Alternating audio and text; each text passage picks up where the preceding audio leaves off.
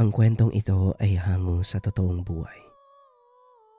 Mula ito sa isa nating kabayan na itago na lang natin sa pangalang Berting. Walang eksaktong taon. Davao.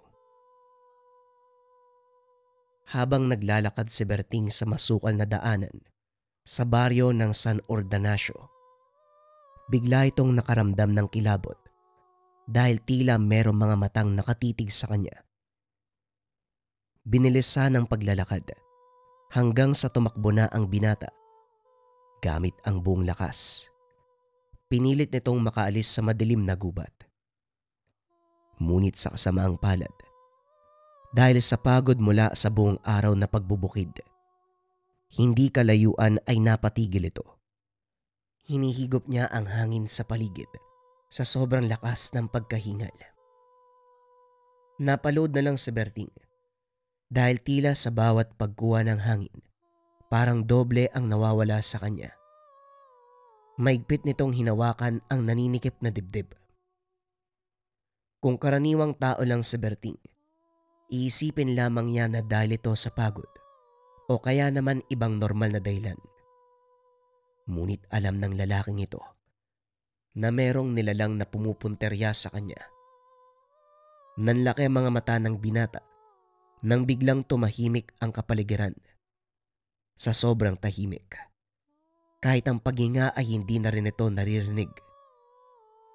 Kahit madilim ang paligid, kitang-kita pa rin ni Berting na may aninong palaki ng palaki na papalapit sa kanya.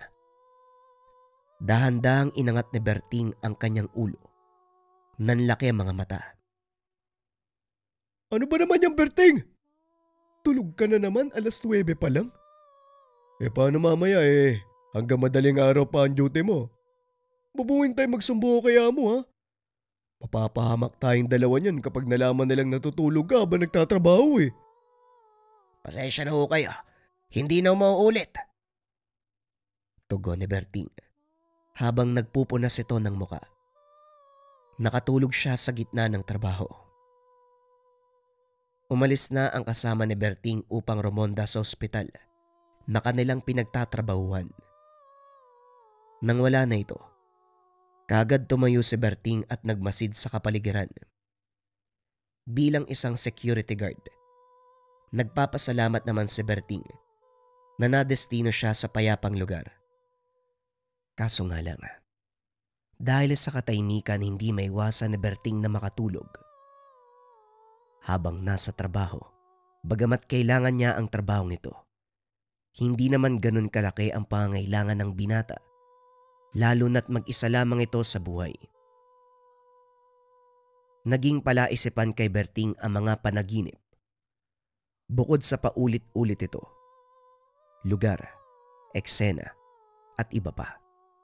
Pare-pareho din ang wakas, kung saan meron itong nakikita, ngunit hindi maalala kung ano ito. Minsan naiisip na lang ng binata na maaaring hindi na ito panaginip o imahinasyon, kung hindi isang memorya ng nakaraan. Hindi na malaya ng binata na kanina pa ito nakatulala. Iho, kanina pa kita kinakausap. Ayos ka lang ba dyan? Wika ni Mang Escanor habang tinatapik niya si Berting. Kayo po pala Manong, pasensya na ha. Ano ulit ang sinasabi mo? Ang sabi ko, ilang balot ang gusto mo?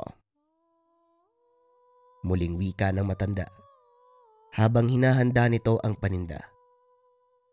Halos suki na rin kasi si Berting ng Mang Escanor, lalo na't paborito ng lalaki ang balot. Siguro isa lang po muna. Mamaya na lang yung iba. Mukhang malalim ang iniisip mo, Iho. Tungkol ba yan sa pamilya mo? Wala naman akong pamilya, Manong. Mag-isa lang ako sa buhay. Di ba, 34 ka na. Bakit naman ayaw mo pang mag-asawa o magkaroon ng pamilya? Sigurado ko, may dalagang magkakagusto sa'yo. Nabilaukan ng binata. Kamuntikan pa nitong mailawa ang balot. dahil sa gulat sa sinabi ng matanda. Eh, paano niyo naman po nalaman, Manong? Alam ko nagkakausap tayo, pero sa pagkakatanda ko, wala pa ako ni isang taong sinabihan ng edad ko. Hindi sumagot ang matanda. Nagpatuloy ito sa kanyang ginagawa. Sinubukang tanungin ni Berting ang tendero, ngunit tila wala itong naririnig. Kalaunan ay hinayaan na lamang nito ang matanda.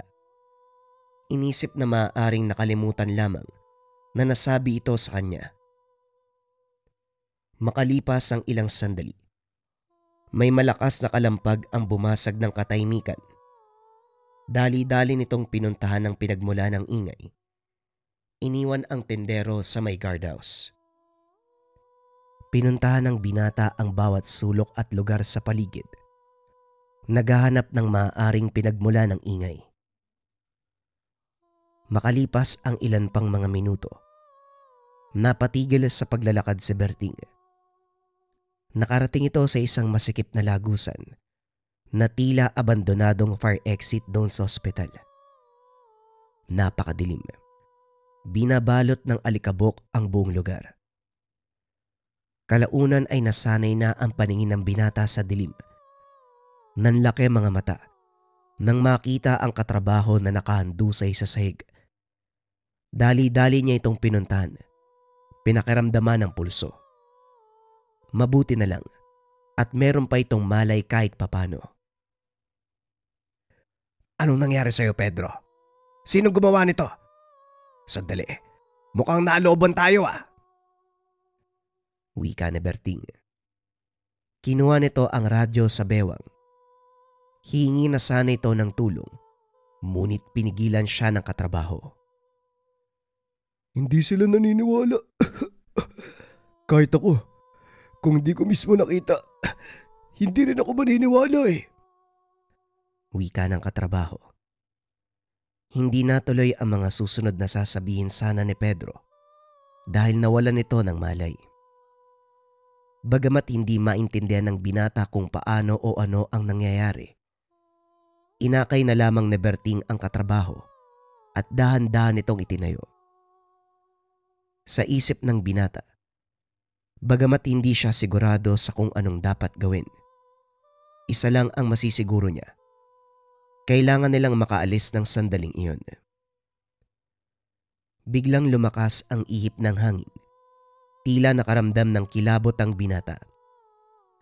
Dahil kahit dalawa lamang sila ni Pedro sa lugar, sinigurado ni Berting na merong isang napakalakas na presensya ang kasama nila. Hindi naglakas ng loob na tumalikod si Berting. Sa takot na kung ano man yun, maaaring mas maging agresibo ito.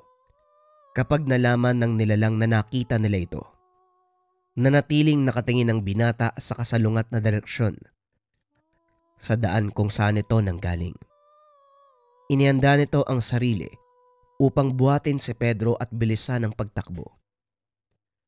Bagamat nagkaroon ng bagyang paalala ang binata dahil sa diferensya ng laki ni Pedro sa kanya, mas nanaig pa rin ang katapangan nito. Nangakmang tatayo na ang binata. Bigla itong nakaramdam ng pagkaparalisa. Labis ang pagtataka ng binata dahil kahit anong pilit sa sarili, tila hindi nito magalaw ang katawan. Alam ni Berting na hindi sa loob ng katawan ang pinagmulan nito, kundi tila may labas na puwersang pumipigil.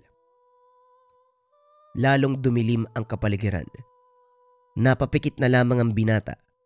Hindi dahil sa takot. Kumuha ito ng lakas at buong tapang niyang nilabanan ang presensyang pumipigil sa kanya. Biglang nakaramdam ng pagkasigla ng dugo si Berting. Tila may mga bagay na matagal nang nakatago na ngayon lamang nabigyan ng pagkakataong makalabas. Kahit di hamak na mas mabigat sa kanya ang kasama, tila naging dahon na lamang ito nang binuhat niya. Bagamat mabilis ang pagtakbo, sinigurado naman ng binata na protektado ang katrabaho. Nang makalis na sila sa madilim na lagusan, napalingon muli si Berting sa pinanggalingan. Hindi kasi maalis sa isipan nito na tila may nakatingin pa rin sa kanila. Kahit wala na siyang nakikita, ramdam na ramdam nito ang nilalang na hindi man nakikita ng mata, pero damang-dama ang itim na presensya. Kung gaano ito kabilis dumating, ganon din kabilis naglaho. Nang lumiwanag ang paligid, doon palang nakita ni Berting ang napakalaking sugat sa tagiliran ng kasama. Maaaring ito ang dahilan kung bakit nawala ng malay. Kagad niyang pinapasok sa loob ng ospital si Pedro. Ngunit bago yun, tinanggal muna ni Berting ang pang-itaas na uniforme ng kasama dahil ayaw ng binatang gumawa ng gulo o eksenang ikakabahala ng mga tao sa ospital. Hindi may paliwanag ni Berting kung ano ang nangyari sa mga nurse. Tanging kaya lamang niyang sagutin kung saan niya ito natagpuan at anong kalagayan ni Pedro nang maabutan.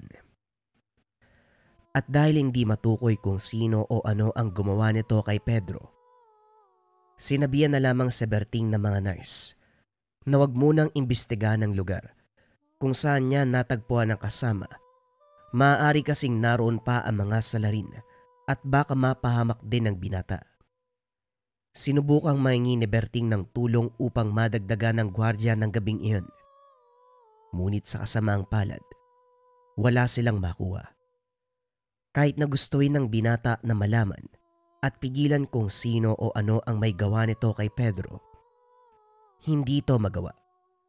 Bukod sa mag-isa na lamang, delikado ang sitwasyon. Bagamat taliwas sa loikal na pag-iisip ang payo ng mga taga-ospital, kung ipagpapabukas pa ito, malaki ang posibilidad na nakaalis na ang mga kawatan at hindi na nito pagbabayaran ang ginawa. Ngunit naintindihan naman ni Berting, nag-iingat lamang at nag-aalala na baka mapano din ito.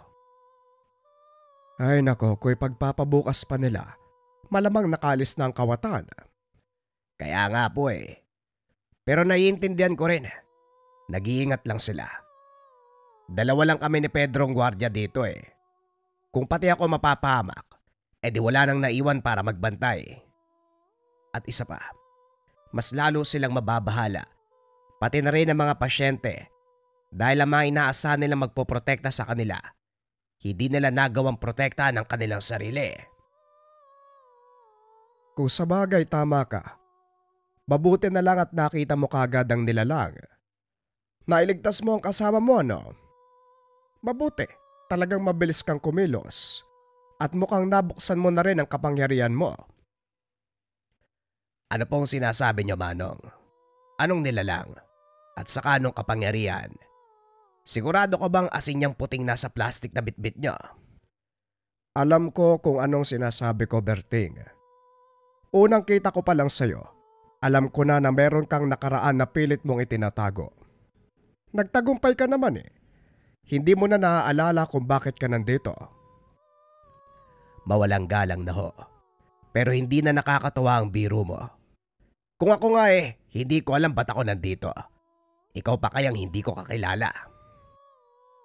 Hindi porket hindi mo ko kilala, hindi ibig sabihin nun na hindi kita kilala. Ayaw lang kitang biglain, iho. Pero mukhang oras na para hanapin mo ang iyong nakaraan at malaman ang katotohanan. Tumayo si Berting, na tila ayaw makinig nito sa kung anuman ang sasabihin ng matanda. Si Charita, kailangan ng nanay mo ng tulong, lalo na't ikaw ang nag-iisa niyang anak. Napahinto si Berting sa kinakatayuan. Sino ka ba talaga? Bakit kilala mo ang nanay ko? Kailangan mo nang bumalik, iho. Dugo mo ang hinihintay ng San Ordanasyo. Habang tumatagal, mas lumalakas na ang dilim na bumabalot sa bayan natin. Hanggang dito sinusundan ka nila at hindi ka nila tatantanan. Huwag mong antayin ang araw na magtagumpay silang mapatay ka. Lalo na't hindi mo alam kung paanong poprotektahan ang sarili mo. Sumakit ang ulo ni Berting sa mga sinabi ng matanda. Tila bumabalik ang mga alaala Napilit kinalimutan ni Berting. Nagkakamali ka. Hindi ako ang hinahanap mo na makakatulong sa bayan. Naalala ko na kung bakit ako napadpad dito.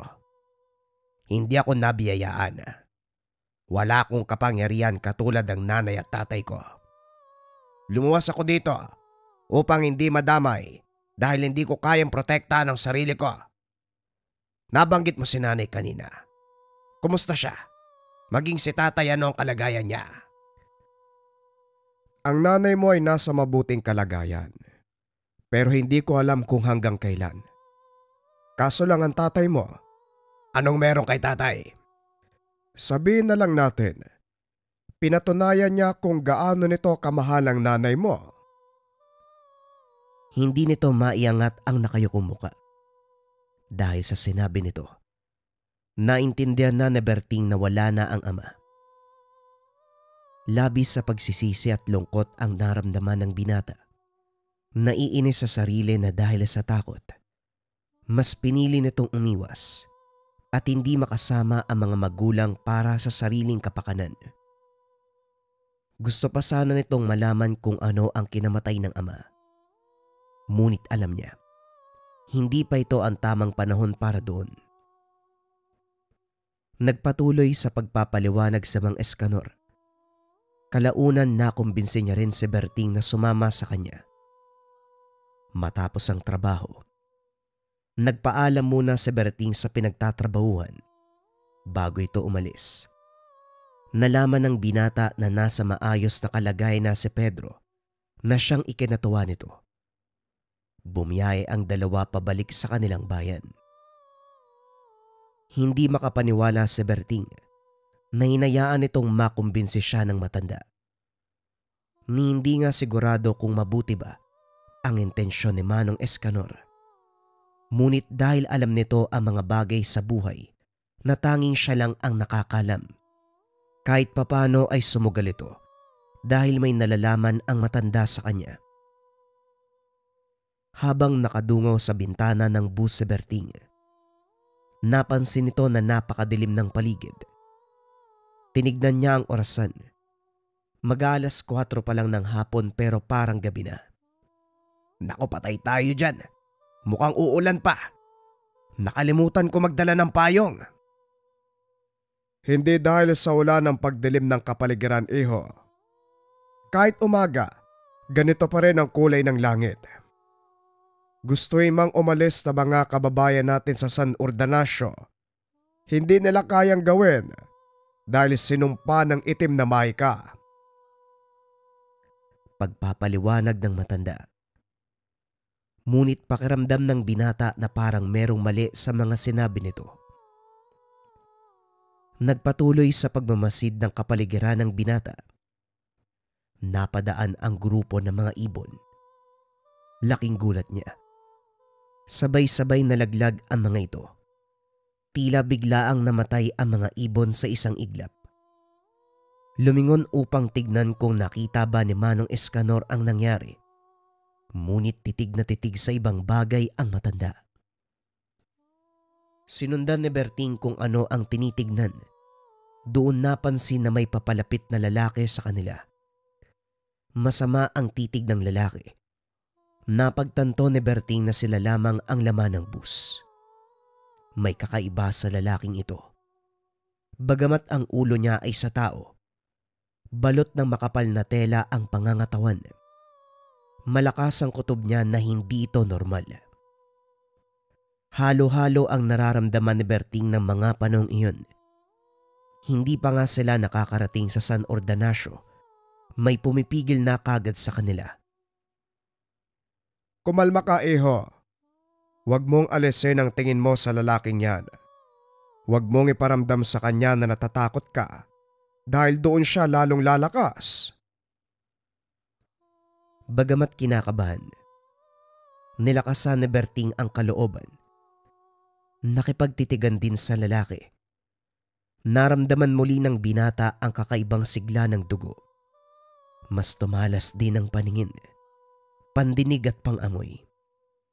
Dahil dito, napatingin ang matanda sa kanya. Biglang nagbago ang postura ng lalaking papalapit. Ang kaninang maangas na postura ay napalitan ng takot na mga mata. Umatras ito. Kalaunan ay bumaba ng bus. Bago tuluyang nawala sa paningin ng dalawa, nakita ni Berting ang pagngiti ng lalaki. Nagpatuloy na ang bus sa pagbiyahe. Ngayong gabi sila sasalakay. Alam na nilang nandito ka, kaya hindi na sila magsasayang pa ng oras. Ano sinabi niyo ngayong gabi? Hindi ko pa nga alam ang gagawin ko. Manampalataya ka, iho. Kailangan nating tatagan ng kalooban. Magtiwala ka na kakayanin mo ito. Hindi tayo pwede mag-aksaya ng panahon. Paano tayo mag-aaksaya ng panahon? Wala nga tayong panahon . Kahit ensayo o impormasyon, wala akong alam. Pagbaba ng dalawa, sinalubong sila ng mahamog na kapaligiran. Bukod sa hamog at madilim, napakaraming sanga at puno na nasa daan. Halika na, puntahan natin ang nanay mo. Kailangan na nating magmadali. Ang hirap makita ng daan, Manong. Paano natin babaybayin to? Huwag kang mag-alala. Kabisado ng aking puso ang bayang ito. Kaya halika na, iho. Nga pala, Manong. Anong ginagawa mo sa Maynila? Asan ba ang pamilya mo? Wala naman akong pamilya . Pero meron akong minamahal sa buhay. Hindi pa sila nakakalayo. Nakarinig na kagad ang dalawa ng kakaibang angil.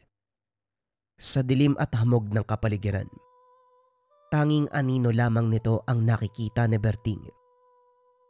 Bagamat ang ulo nito ay parang tao, nakaupo ito gamit ang 4 na paa na tila ba isang aso. Napakapayat na mga bias at sobrang haba.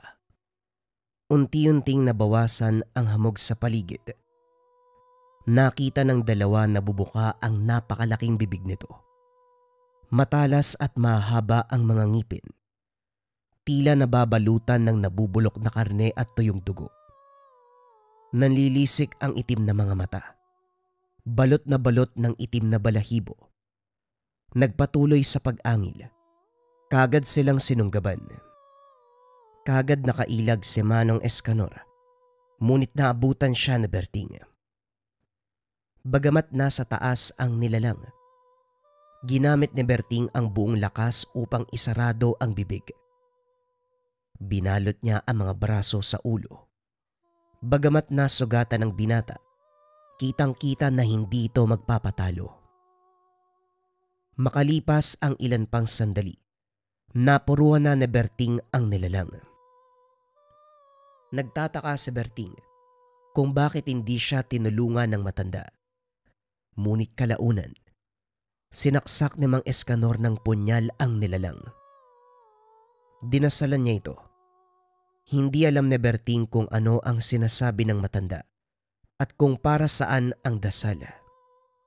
Matapos gawin ng matanda ang bagay, nalumpo at tila nawalan ng buhay ang nilalang na hawak niya. Kahit tila nawalan na ng malay, hindi pa rin binitawan ni Berting ang ulo nito. Muli niyang naramdaman ang kakaibang sigla sa katawan ng nilalang. Hinila ng binata ang ulo. Ngunit bago pa niya tuluyang maiwalay sa katawan, umangil ng napakalakas. Kagad hinila ni Berting ang ulo hanggang sa tuluyang humiwalay at pumikit ang mga mata. Mabuti na lang naisipan ko pang tuluyan yon. Paano pala kung nagpakampante ako?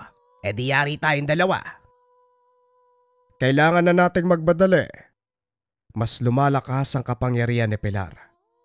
Dati sapat na ang punyal at dasal para puksain ang mga alaga niya. Pero ngayon, mukhang mas malakas na sila. Pilar? Si Aling Pilar. Yung mabait na matanda na walang ibang ginawa ko hindi tumulong. Huwag kang magpapalinlang, iho. Yun din ang inakala namin noon. Pakitang tao lang pala ang lahat ng ginagawa niya. Hindi makapaniwala si Berting sa sinasabi ng matanda. Naalala niya ng kabataan. Napakabait at matulungin ng matandang iyon. Hindi inakala na kayang gumawa ng masama. Bagamat si Manong Escanor ang kasama, hindi nito binigay ang buong tiwala sa matanda. Pakiramdam ni Berting, parang may mali sa mga nangyayari. Nagpatuloy ang dalawa sa paglalakad hanggang sa kalaunan nakarating sa isang pamilyar na kubo. Kumatok ang matanda hanggang sa tuluyang pinagbuksan ng isang babae. Isang pamilyar na muka ang sumalubong sa dalawa. Nanlaki mga mata nang makita niya si Berting.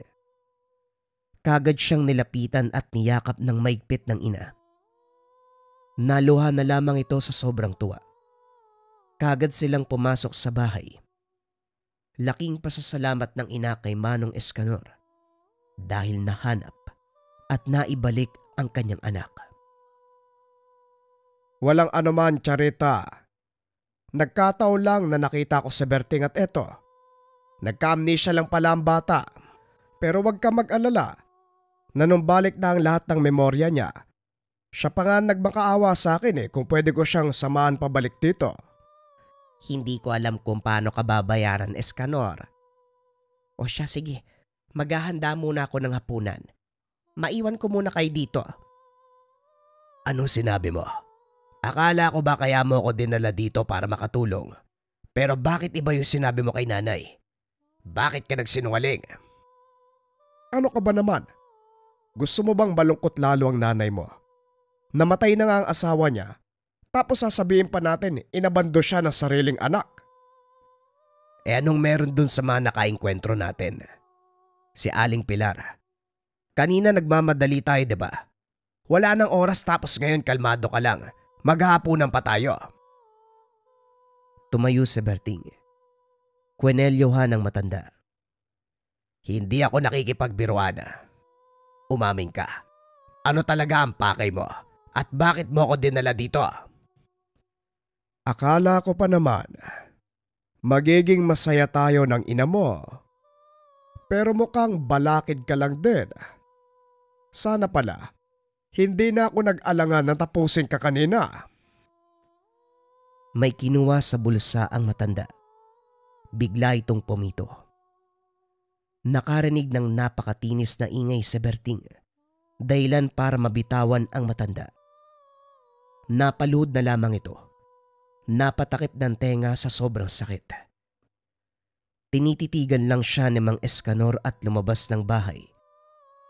Tumayo si Berting habang nakatakip pa rin ang mga kamay sa tenga. Sinundan ito sa labas at hinanap ang matanda. Makalipas ang ilang sandali, tuluyan nang nawala ang nakakarinding ingay. Patuloy niyang hinanap ang matanda ngunit sa kasamaang palad ay hindi na nakita. Mabuti na lamang at matalas ang memorya ni Berting. Kagad nahanap ang tahanan ng ina. Sinalubong siya nito na puno ng pag-aalala. Bakit hindi man lang kayo nagpaalam na aalis na pala kayo? Teka, ano bang nangyari anak?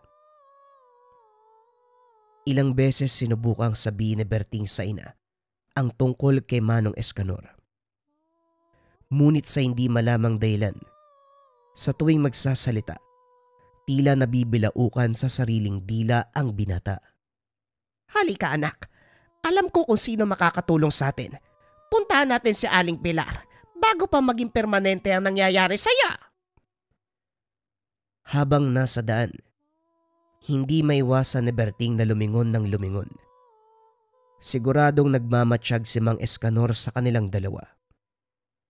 Biglang bumukas ang pintuan. Sinalubong sila ng isang matandang babae. Maliit. Mahaba ang puting buhok. Bulag ang mga mata. Ngunit alam ni Berting na nararamdaman sila ng matanda. Biglang hinawakan ng matandang babae ang leeg ni Berting na siyang ikinagulat ng dalawa. Mukha kasing sinasakal ng matanda ang lalaki. Sinubukan ni Berting na lumaban, Ngunit itinaas lamang ng matanda ang kanyang daliri sa bibig nito. Senyales na pinapatahimik ang binata. Hindi marinig ni Berting ang sinasabi ng matanda. Kalaunan ay sumuka ito ng itim na likido. Hindi makapaniwala si Berting sa dami ng lumabas sa kanya. Napakalansa at napakadumi. Matapos nun may inabot na pulang tela ang matanda. Sinabihan siya nito, kakailanganin niya ang bagay kapag nagkaharap sila ni Escanor. Teka sandali lang, ano bang meron kay Escanor? Bakit kayo maghaharap? Hindi ba siya yung taong nagmagandang loob na samahan kang makabalik sa atin? Hindi po, Nay. Iba ang pakay ni Escanor kung bakit niya ako dinala dito. Sabihin niyo po sa akin kung paanong namatay si tatay. Napaluha ang nanay nang alalahanin kung paanong namatay ang minamahal na asawa. Kahit anong pilit nating kalimutan ang nakaraan, balang araw, kailangan natin itong harapin. Kailangan kong malaman kung meron bang kinalaman si Escanor. Ano namang kinalaman ni Escanor sa pagkamatay ng ama mo? Napas lang siya ng isang sigbin habang pinoprotektahan ako. Nagkatinginan si Berting at Aling Pilar nang sabihin nito ng ina. Tila nagkaintindihan ang dalawa na siyang ipinagtataka ng nanay. Habang ipinapaliwanag ni Berting sa ina ang tungkol kay Mang Escanor, biglang kumalampag ng napakalakas ang pintuan at mga bintana. Tila pinapalibutan sila ng mga nilalang. Sa sobrang lakas at dami ng mga ito, tuluyang nasira ang pintuan at bintana. Katulad na nakaengkwentro ni Berting, ang mga nilalang na ito ay may ulo ng tao, katawan ng aso. Matatalas ang mga ngipin. Nagulat si Berting nang sumugod ang ina nito. Kahit matanda na, nakipaglaban pa sa mga sigbin. Matagumpay na napas lang ang tatlo, ngunit tila hindi sila nauubos. Tumulong na sina Aling Pilar at Berting. Sinigurado ng binata na mapupugutan ng ulo ang mga ito. Maigit 30 ang napatay niya. Alam na kung sino ang may pakana. Hindi makapaniwala ang ina ni Berting na kayang gawin ni Escanor ang ganitong bagay. Pati na rin ang pagpaslang sa asawa. Ayon kay Aling Pilar, magugulat ka sa kayang gawin ng mga tao para sa pagmamahal, mabuti man o hindi ang nais. Matapos ang engkwentro, lumabas si Berting upang hanapin si Manong Escanor. Habang tumatagal, nagiging pamilyar ang kapaligiran sa kanya. Katulad ng kanyang panaginip, sa masukal na daan ng San Ordanasio, nakaramdam ng pamilyar na kilabot si Berting. Pakiramdam na merong nakatingin. Tumakbo si Berting upang mas mapabilis ang paghahanap sa matanda. Ngunit dahil sa pagod sa pakikipaglaban sa mga sigbin, kalaunan ay napatigil ito. Napalod dahil hiningal ang binata at sa bawat paghinga, tila dobleng hangin ang nawawala sa kanya. Maigpit niyang hinawakan ang naninikip na dibdib at kahit madilim ang kapaligiran, nakikita na may aninong papalapit. Sa sobrang tahimik kahit ang paghinga ay hindi na rin naririnig. Naalala nito kung ano ang nakita sa kanyang panaginip. Isang matandang nababalot ng iba't ibang klaseng marka, tattoo sa katawan. Bawat isa ay simbolo ng sigbing kanyang inaalagaan. Ang dating itim na mga tattoo ay naging kulay pula. Hudyat na namatay na ang mga alaga nito. Napansin ni Berting ang nag-iisang marka, tattoo na kulay itim pa. Isang napakalaking simbolo na nakaukit sa dibdib. Kumalampag ang lupa. Tila may higanting papalapit sa kinaroroonan ni Berting. Patuloy pa rin ang pananikip ng dibdib, kaya hindi niya magawang makatayo. Hindi ako makapaniwala na magagawa mo to, Escanor. Biglang lumuwag ang paghinga ni Berting ng sandaling iyon. Kagad siyang tumayo at sinunggaba ng matanda ngunit nakaiwas. Biglang lumabas ang isang napakalaking nilalang. Triple ang laki. Hindi tulad ng mga nauna. Malusog ang pangangatawan. Mas mahaba ang mga ngipin. Mas nakakatakot ang itsura. Napaluha na lamang ang ina ni Berting nang makita ang nilalang. Tila ito din ang nilalang na pumaslang sa asawa. Ano bang kasalanan ko sa iyo? Kinuha mo na ang asawa ko. Bakit pati ang anak ko? Hindi na umimik pa si Manong Escanor. Kitang-kita sa mga mata ang awa at pagsisisi. Hindi man alam ni Berting kung ano ang kwento ng kanyang mga magulang at ni Mang Escanor.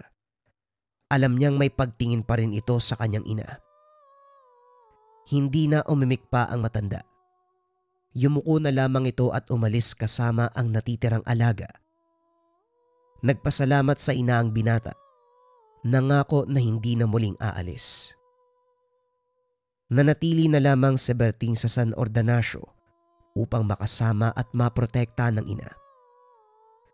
Bagaman hindi na bumalik si Mang Escanor sa kanilang bayan, hindi pa rin mawala ang pangamba ni Berting na maaaring balang araw ay babalik ito.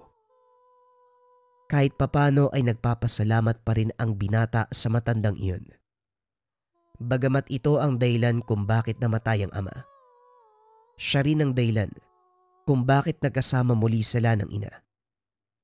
May mga bagay talagang hindi natin inaasahan na kayang gawin ng isang taong nagmamahal. Mabuti man o masama. Maaaring gumamit ng dahas si Manong Escanor. Pero kung titignan ng maigi, ginamit niya lang itong paraan dahil alam niyang nalulungkot. Nangungulila mag-isa ang nanay na Berting. Tunay ngang gagawin ng lahat ng isang tao sa ngalan ng pag-ibig.